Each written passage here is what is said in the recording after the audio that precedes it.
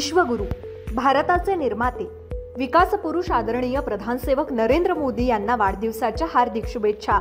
कोकणचे भाग्यविधाते, राज्याचे सार्वजनिक बांधकाम मंत्री रवींद्र चव्हाण साहेब यांना वाढदिवसाच्या हार्दिक शुभेच्छा।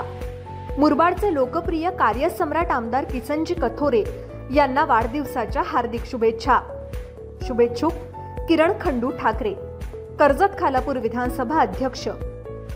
नमस्कार, मी विकास मिरगणे। विकासनामा या डिजिटल प्लॅटफॉर्ममध्ये आपलं सर्वांचं स्वागत आहे।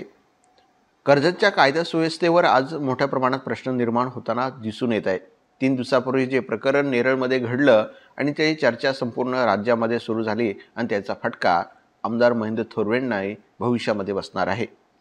खरं तर शिवसेनेच्या अधिकृत पेजवर, जे म्हणजे ठाकरे गटाच्या शिवसेना पेजवर हे ट्विट केल्यानंतर त्यामुळे हे कर्जत मतदारसंघात आणि महाराष्ट्रामध्ये वादळ निर्माण झालं। मग आमदारांचा बॉडीगार्ड आहे का, 2 शिवसेनेमधली ही भांडणं आहेत का, असे सगळे प्रश्न निर्माण झाले आणि त्या प्रश्नाची उत्तरं देण्याचा महेंद्र थोरवेंकडून प्रयत्न होताना दिसून येत आहे।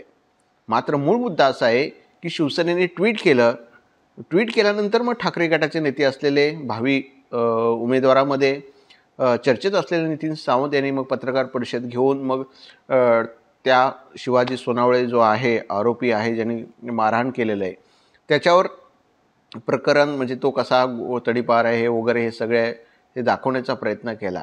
पण 3 दिवसानंतर नितीन सावंत कुठे होते, तो त्यांच्याकडे व्हिडिओ आला नाही का, हे सगळे प्रश्न उपस्थित होते। म्हणजे हाणामारी झाली तरी आम्ही बोलायचं नाही का, मग आमच्या ठाकरे गटावर बोलल्यानंतर आम्ही बोलायचं का? मग असे कर्जत मतदारसंघात तुम्ही निवडणूक लढवण्याची तयारीत आहात, मोर्चेबांधणी करतात। उद्धव ठाकरेंनी अधिकृत पेजवर तुम्ही ट्विट केलं, मग तुम्ही पत्रकार परिषद तुमच्या किचन कॅबिनेटने घेतली। याच्या आधी तुम्ही बोलतच नाहीत, आता कुठेतरी बोलण्याचा प्रयत्न करतायत। ते उद्धव ठाकरेंच्या शिवसेना पेजवर आल्यानंतर तुम्ही बोलण्याचा प्रयत्न केलेला आहे। हा एक महत्त्वाचा मुद्दा आहे। त्यामुळे ते म्हणे आमच्या ठाकरे गटावर बोलल्यानंतर आम्ही बोललो असतो, म्हणजे कर्जतच्या कायदेव्यवस्थेवर तुम्ही बोलणार नाहीत, म्हणजे तिकडे कुणी हाणामारी केली आम्ही काय बोलणार नाही, त्यांची ती भांडणं जरी पक्षातली असली पण त्याला मारतोय, कायदा सुव्यवस्था बिघडते, याच्यावर तुम्ही बोलणार नाही। हा प्रश्न महत्त्वाचे आहेत।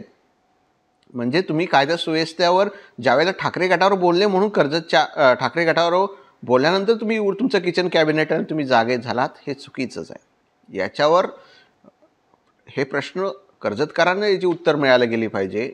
त्यामुळे कायदा सुव्यवस्था कर्जत मतदारसंघात बिघडते, तुम्ही तो मांडण्याचा प्रयत्न केला गेला पाहिजे।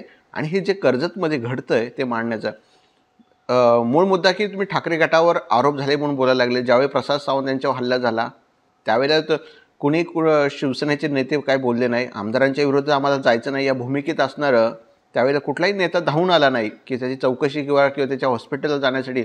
फार 2-4 लोक माझ्या माहितीप्रमाणे तिथे गेले होते, मी स्वतः तिथेही होतो। त्यामुळे प्रसाद सावंतवरून हल्ला झाला त्यावेळेला कुठलाही शिवसेनेचा नेता मदतीला धावला गेला नाही। हे सगळे प्रश्न निर्माण झाले गेलेले आहेत, त्यामुळे या सगळ्या प्रश्नाची उत्तरं त्या भूमिकेमध्ये आपल्याला समजून घेतले गेले पाहिजे। त्यामुळे खालचे ठाकरे गटाचे पत्रकार परिषदेची सांगायचं तात्पर्य की आता दडपशाही गुंडशाही निर्माण झाली, मग हे आता बोलण्याची वेळ त्यांच्यावर आलेली आहे। त्यामुळे कर्जतच्या राजकारणामध्ये कायदा सुव्यवस्था बिघडण्याचं काम सुरू झालेलं आहे। त्यामुळे प्रसाद सावंतवर ज्यांनी हल्ला केला त्याचा FIR मध्ये नाव आहे, 3ऱ्या क्रमांकावर त्याचं नाव आहे। अनेक दिवसांपासून त्याच्यावर अनेक गुन्हे तडीपार आहेत। मात्र कर्जतमध्ये कायदा सुव्यवस्था बिघडली जाते, पोलीस काय करतायत हा महत्त्वाचा मुद्दा आहे। पोस्टची हत्याकांड आपण बघितली, अनेक ठिकाणी वेगवेगळ्या क्राईम सध्या सुरू आहेत। सगळे काय ते आपलं त्याला काय म्हणतात, लोक जुगार खेळतायत, सगळ्या ठिकाणी जुगाराचे अड्डे सगळ्या सुरू झालेले आहेत। त्यामुळे कायदा सुव्यवस्था हा निर्माण झालेला आहे। त्यामुळे नितीन सावंतांनी काल उत्तर दिलं, ते एक बोलण्याचा प्रयत्न केला, एवढंच म्हणालं काय आहे। अखेर नितीन सावंत बोलले, उद्धव ठाकरेंच्या पेजवर आल्यानंतर त्यांना बोलावं लागलं, हेही तितकंच महत्त्वाचं आहे। त्यामुळे अखेर नितीन सावंत आता कुठेतरी बोलू लागलेत, आता तर कुठेतरी जनतेचे प्रश्न त्यांना निर्माण झाले की वाटू लागले आता बोललं पाहिजे। त्यामुळे नितीन सावंत तुम्ही बोललेत, तुमचंही सुद्धा धन्यवाद।